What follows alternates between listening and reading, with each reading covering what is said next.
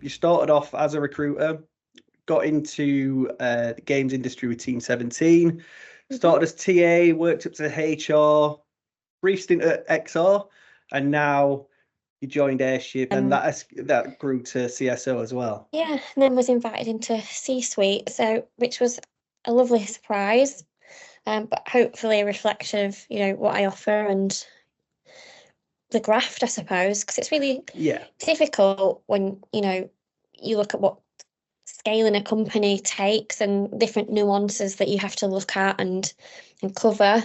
I'm really lucky actually that my CV and background is so diverse. I think it's very difficult for people to go, so how did you go from being a recruiter to being chief strategy officer? Completely different industries as well. And it's even more random than that when you think about what I studied at university and what was that? And the like. So I started out wanting to be an architect and went to uni and did retail and exhibition design, and left as a recession was happening. So there were no jobs, nobody was building anything. There were no shopping malls being fitted out. There were no hotels redeveloping. So I was already working for a recruitment company at the time. I don't know if anybody remembers Staff Force, but Staff Force, classic. Yeah, I worked on a industrial desk for those as a resourcer. So they just asked me if I wanted to stay on as a consultant while I figured stuff out. I said yes, and 12 years later, I was still in recruitment. Went and worked for a couple of independents in that time. One lovely company, little independent called Juice Personnel for 8 years of that time.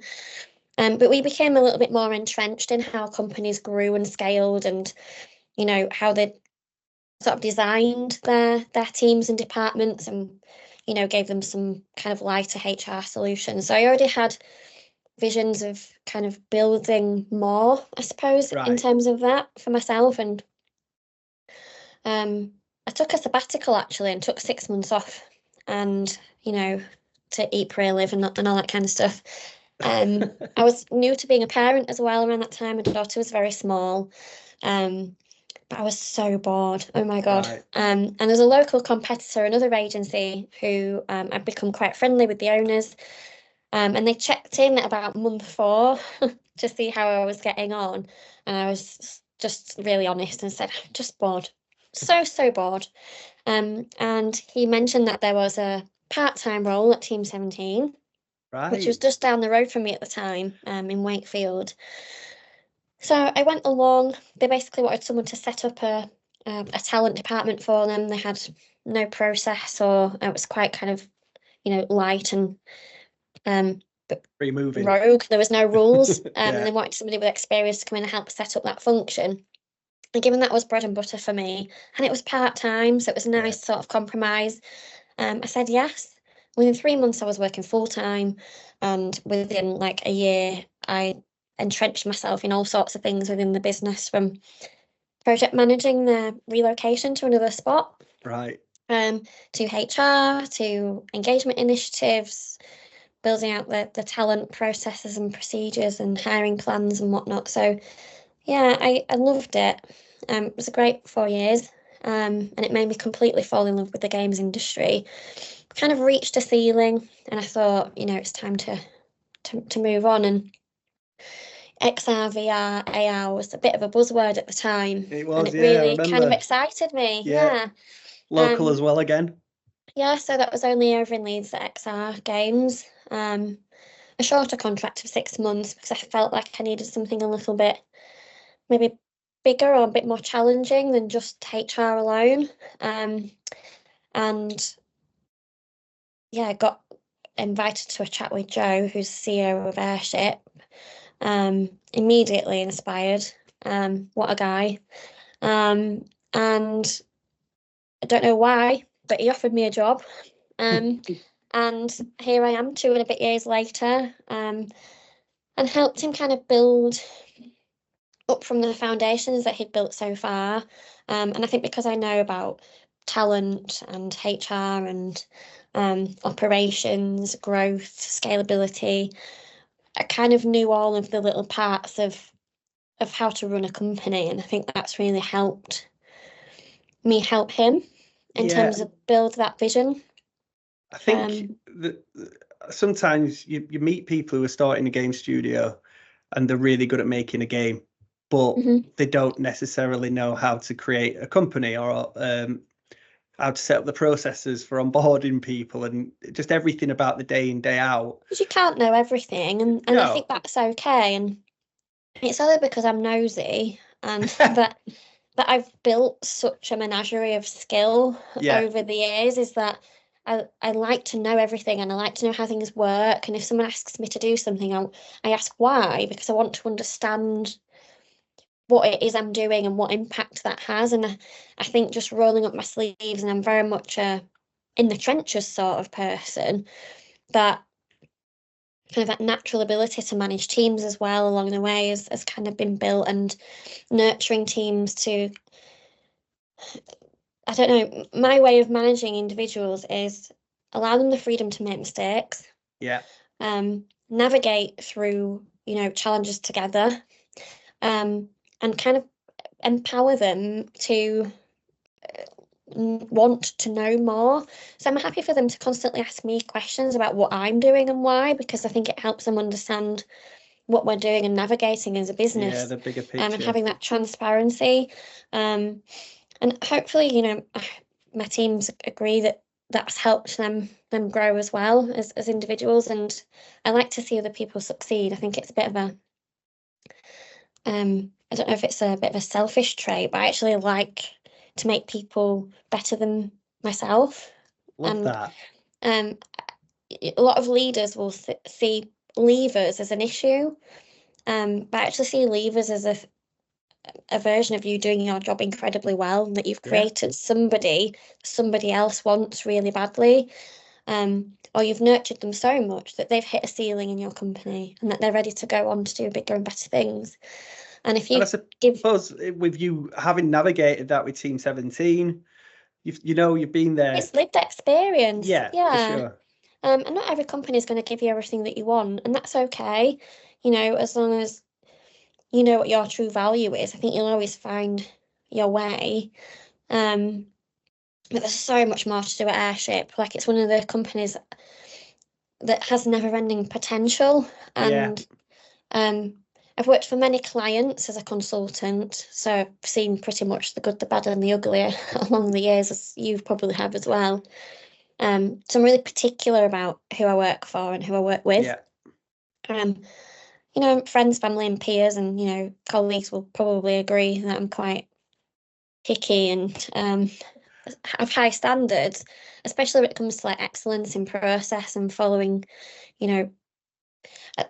It's not a case of being anal about anything, but there's a point in setting up practice, isn't there?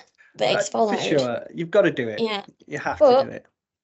I think innovation comes from colouring outside of the lines as well. So I'm not afraid to challenge the norm. I'm not precious either. If people come to me and say, "Oh, what you're doing is actually really affecting something we do further down the line. Do you mind if we change it up or readapt how you want it to be done? It's not working for us. So can we compromise somewhere in the middle?" I'm all for that. I think, and actually, you've got sorry. No, go on. There's a popular misconception that everyone's got the answers, like the people. No, we don't. But everything's a learning curve, isn't it? It's a bit of trial and error. You've got to see what does work, what doesn't. Theory sometimes looks incredible on paper, but when you put it down to practice, it's two different things, isn't it? Yeah, and that's the thing. You've always got to consider, is the execution as good as the promise? Yeah. And CEOs and founders are visionaries, and that's what I love, is making that a reality for them. And I won't be able to do everything that they're dreaming of or aspiring to be, but that's when you start building out your teams to accommodate people who know how to do those missing bits in our own knowledge. And it's admitting that you don't know everything, I think, when you're pushing boundaries and growing, is knowing that you physically, as a leader or one of the leaders of a business, don't have the encyclopedia of all-encompassing knowledge of what to do next when something goes wrong, or you reach a wall, an industry downturn, you know, what do we do best to kind of accommodate the change that's happening around us? How do we get ahead of it? How do we, you know, protect ourselves? And, you know, we learn every day. And I think that you're lying if you think that you know how to solve everything as a business owner or a business leader. But people are a huge driver for me. And whether it's, you know, listening to stuff that comes out of a engagement survey or helping them reach their goals. I think one of the main challenges is dealing with the upcoming generation who are so used to kind of instant gratification, helping educate them as to how you get from A to B. And it's actually quite the journey. It's not so much you ask and you get, I think is a preconception that we tend to hear quite a bit. Your journey, though, your path to the point where you've come, I mean, first of all, it's inspirational, isn't it? You know, you didn't know that you'd end on this path, but no, absolutely when not. you've found the industry what you wanted to, you've gone for it, and you've become C-suite now, so that's incredible. That I think anyone in starting off as a TA, that's aspirational for them. So yeah, that's something people want to mirror. It's through learning though. Like, it hasn't been easy.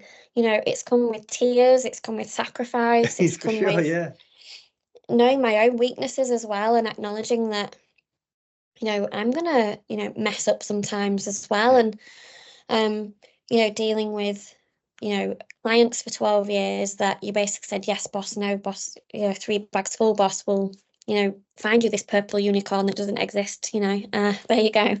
Yeah, but I suppose that generational difference is where, like, we're of a similar age and we're used to doing that, yes, and doing it even though you might not think about it. The new generation question things a lot more. So I suppose they do. Managing that and understanding that and getting the best out of them, and you adapting to them as much as them adapting to you. It's teaching about compromise, I think. Like, the next generation is coming, you know, and we have to, you know, agree to disagree that that's going to come with an amount of change that we're not used to. You know, technological advances, you know, how quickly people want to progress, you know, what their main motivators are isn't necessarily money anymore, you know, whereas probably in our generation, it was always kind of that rat race, wasn't it? Of every time you left a job, it was always for the money. And you know, working in sales is for that gratification of ringing that bell when you get a sale. And I think when we work in a more creative sector, it's a lot more holistic and organic, and it's a lot more about feelings and collaboration. And, you know, I think people having their names on something that they can hold in their hand, or watch on a screen, you know, the whole kind of interactive kind of creative industry, you know, movie, film, theatre, music, you know, and games is moving at a pace that we can't really predict. I think that's going to be reassuring for a lot of people. The fact that someone at your level or understand that and thinks about it and doesn't just think it's my way or the highway. You're adapting to what the needs are going to be going forward. I suppose that's going to be the benefit to Airship in the long run. About Airship then. I hope that our crewmates appreciate that there's an element of compromise there. You know, where we say and direct things in a certain way because we've lived it and we know what works and we know what doesn't, because we're commercially minded in that sort of way. But we're also very open to understanding how things are changing, and we adapt where we can and where safe to do so to accommodate the change in that generational shift. And that generation will do the same for the generation that follows them, and they'll be thinking, God, we never used to do it this way when I started out. And you know, it's just the working world, you know, and we've got things, you know, chasing us up the arse like AI and things that are going to completely change the interface of everything. So yeah, I think it's just respect on all levels, really. Evolution, not revolution, as well, eh? Exactly. And innovate, not stagnate, is one of my favourites as well. Love that.